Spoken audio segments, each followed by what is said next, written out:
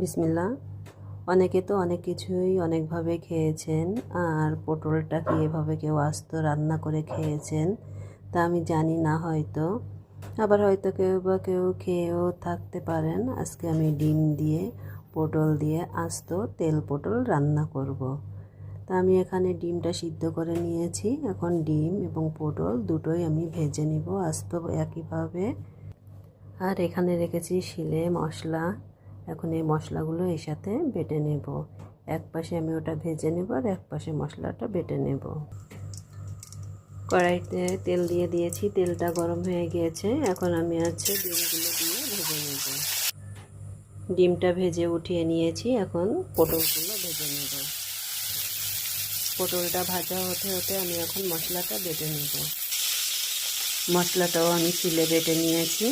এখন পটলটা ভেজে তারপরে আমি একবারে রান্না শুরু করব। আমার পটল আর ডিম ভাজা হয়ে গেছে। এখন আমি কড়াইতে তেল দিয়ে এখন আমি এটা ভুনা করব।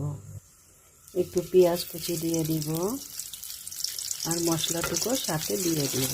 সব কিছু এর সাথে আছে, তো আর একটু পেঁয়াজ দিয়ে দিয়েছি। একটু ঝালের গুঁড়া দিব,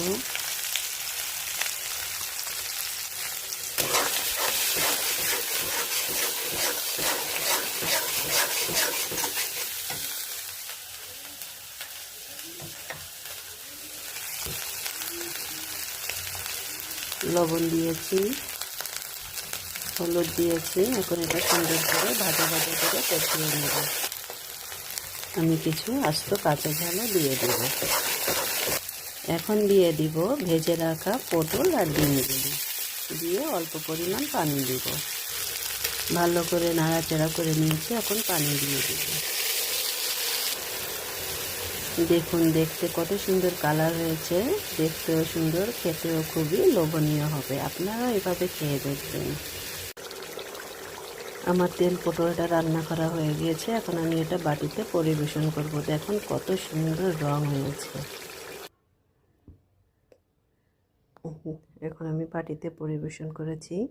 আপনারাও এভাবে তেল পটল রান্না করে খেয়ে দেখবেন, খুবই মজাদার একটি সুস্বাদু খাবার। আজকের ভিডিও এই পর্যন্ত। আল্লাহ হাফেজ।